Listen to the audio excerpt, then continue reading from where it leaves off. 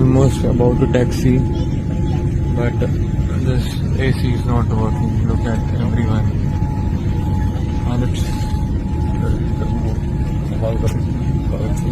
so many people. They are using these magazines. AC is not working at all. And as usual, your TV screens are also not working. Neither this button for calling the cabin crew. Nothing is working. Nothing. Not even the light is working. See, is this what you are providing?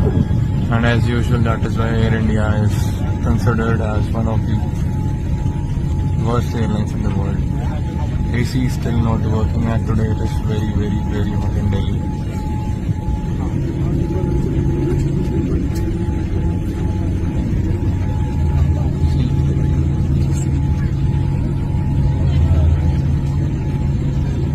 And it's a Dreamliner 787.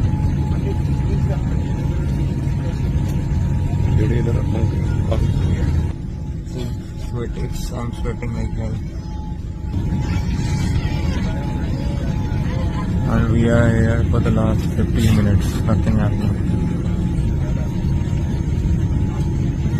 Remote isn't working, nothing is working. I don't know why I booked this flight again.